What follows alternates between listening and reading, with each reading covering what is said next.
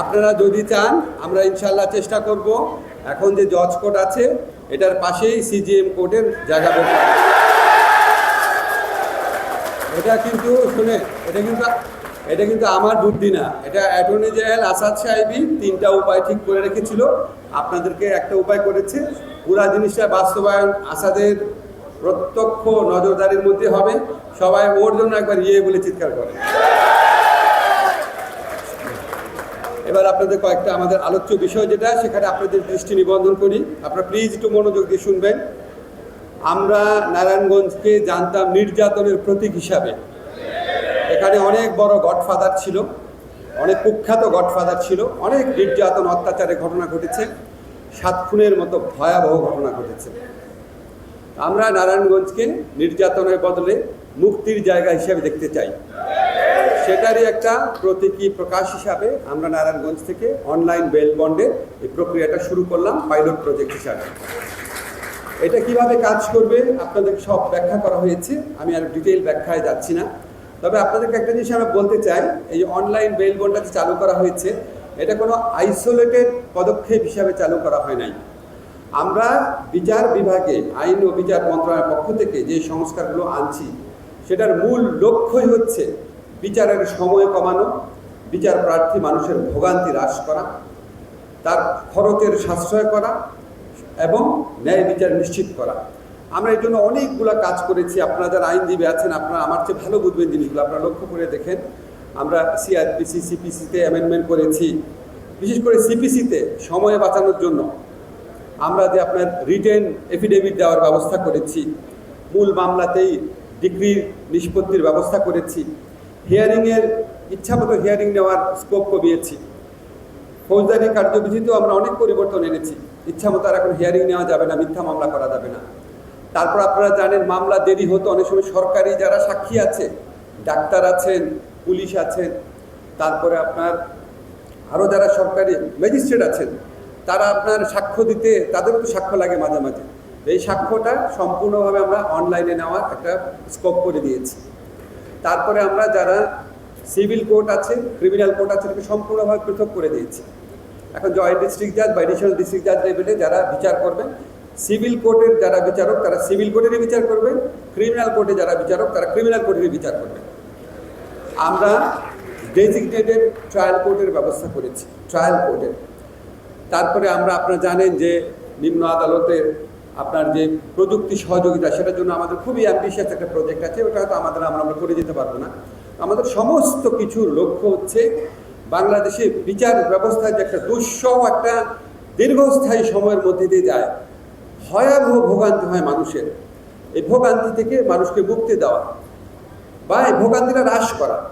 আরেকটা পদক্ষেপের কথা বলা প্রয়োজন, এখানে আমরা ম্যান্ডেটরি লিগাল এইডের ব্যবস্থা করেছি, যাতে ছোটোখাটো বিরোধ আপনার ভরণ পোষণ পাবে কিনা বা ডিভোর্স হয়ে গেছে কিনা, বাচ্চার নজরদারিকে বাচ্চার কাস্টডি কে পাবে, একটা 2 লাখ টাকার চেকের মামলা, একটা প্রিএমশনের মামলা, এই সমস্ত ছোটোখাটো বিষয় নিয়ে কোর্টে আর যেতে না হয়, এই সমস্ত ছোটোখাটো বিষয় যেন লিগাল এইডের মাধ্যমে সমাধান হয়, সেই লক্ষ্যে আমরা অনেকগুলো সংস্কার করেছি। এটাও একটা পাইলট পর্যায়ে রয়েছে। আশা করি আমরা আগামী 2-3 মাসের মধ্যেই এই অনলাইন বেল বন্ড তারপর লিগাল এইড সারা বাংলাদেশে ছড়িয়ে দিতে পারব। এখন আমরা যখন নিম্ন আদালতে এই সংস্কারগুলো করি তখন আমাদের একটু দুঃখ লাগে, কারণ নিম্ন আদালতের সংস্কার আপনি করে ফেললেন, উচ্চ আদালতে কোনো সংস্কার হলো না, তাহলে কিন্তু আসলে লাভ হয় না।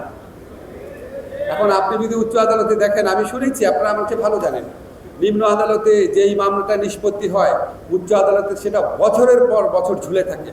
যেমন একটা এক্সাম্পল দেখেন, শিশু আসিয়ার সেই মর্মান্তিক রেপের ঘটনায় যে মৃত্যু, আমরা আইন পরিবর্তন করলাম, নিম্ন আদালতে আমরা 1 মাসের মধ্যে বিচার সম্পন্ন করলাম, কিন্তু উচ্চ আদালতে এটা আগামী কয়েক বছরে নিষ্পন্ন হবে নাকি আমরা জানি না।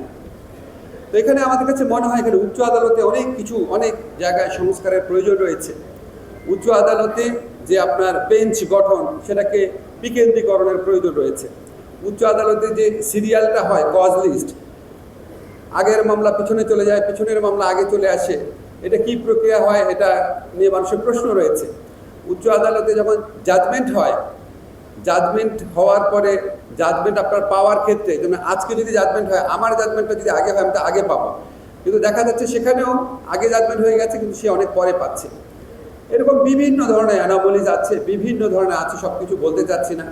উচ্চ আদালতের বিচারকরা আজকে বলে ফেলছি, উচ্চ আদালতের বিচারকরা ইন্সপেকশনে যান নিম্ন আদালত ঠিক মতো কাজ করছে নাকি এটা দেখার জন্য, কিন্তু এটা অনেক সময় এটা ইন্সপেকশন আর থাকে না, এটা একটা আনন্দ ভ্রমণে পরিণত হয়। আমি এমন ঘটনাও শুনেছি, বগুড়াতে তৎকালীন প্রধান বিচারপতি উনি একটা ইন্সপেকশনে কাজে গিয়েছিলেন, একদিনে 2,63,000 টাকা খাবারের বিল হয়েছে, আর ওনার সাথে বিরাট একটা টিম গিয়েছিল, এবং এই টাকা যোগান দিতে হয়েছে নিম্ন আদালতের দরিদ্র বিচারকদের। আমি বিভিন্ন জেলায় গেলে বিচারকদের শুনি ওনারা ইন্সপেকশনে আসলে ওনারা নিম্ন আদালতের যারা ভয়ে থাকে, কারণ টাকাটার তো কোথাও স্যাংশন নাই, ওনাদেরকে অনেক ভালো মতো খাওয়ানো দাওয়ানো মানে হয়ে গেছে ইন্সপেকশনে অন্য না, কিন্তু আসলে কিন্তু ইন্সপেকশনের মানে এটা হওয়ার কথা ছিল না। তো এগুলি দৃষ্টি আকর্ষণ করলাম। আমার মনে হয়, কারণ আমি একটা জিনিস জানি, আমাদের যে বিচার বিভাগীয় সংস্কার কমিশন আছে, ওনারা কিন্তু উচ্চ আদালতের সংস্কারের জন্য 15টা প্রস্তাব করেছেন, একটা প্রস্তাবও এখন পর্যন্ত বাস্তবায়িত হয় নাই, বিবেচিত হয়েছে কিনা এটাও জানি না। আমি তো মনে করি কি যে নিম্ন আদালত আর উচ্চ আদালতটা আইসোলেটেডভাবে বিচার করা, আইসোলেটেড থাকলে হবে না। নিম্ন আদালতে আমি অনেক সংস্কার করব, কিন্তু উচ্চ আদালত আগের মধ্যে থাকবে, তাহলে তো লাভ হবে না। নিম্ন আদালতে মামলার সময়টা, খরচটা সেটা আমি অর্ধেক করে দিলাম, কিন্তু উচ্চ আদালতে গিয়ে নিম্ন আদালত কয়েক মাসে একটা বিচার করে দিলে উচ্চ আদালত কয়েক বছর লাগবে, তাহলে আলটিমেটলি তো বিচার প্রত্যাশী মানুষ লাভবান হবে না। আমরা আশা করি আমরা উচ্চ আদালতে যে সংস্কারের প্রয়োজনীয়তা সেটা সম্পর্কে সংশ্লিষ্ট যারা আছেন ওনারা সচেতন হবে। আমাদের সংস্কারের কাজ শেষ হয় নাই, আমরা যতদিন আছি শেষ পর্যন্ত কাজ করে যাব। আপনাদের সবার সহযোগিতা চাবো। এই অনলাইন বেল বন্ড কিছুই ফাংশন করবেন না আপনারা আইনজীবীরা যদি সহযোগিতা না করেন। তো আমরা এই প্রক্রিয়াটাকে আরও সহজ করা, আমাদের আইসিটি যে উপদেষ্টা আছেন উনি বলেছেন আমরা এটা আরও সহজ করার চেষ্টা করব। যে কাজটাই করি আমরা, যেই আইনই করি, যেই সিস্টেম চালু করি, প্রয়োগ করার কাজটা তো আপনাদের, বিশেষ করে যারা আইনজীবী আছেন, বিশেষ করে যারা আপনার জাজরা আছেন, জাজরা না হয় ঠিক আছে আমাদের মন্ত্রণালয়ের সাথে সংশোধনা করবেন। আপনারা যদি সবাই সহযোগিতা করেন, ইনশাআল্লাহ আমরা বিচার ব্যবস্থাকে আগের চেয়ে অনেক ভালো জায়গায় রেখে যেতে পারবো।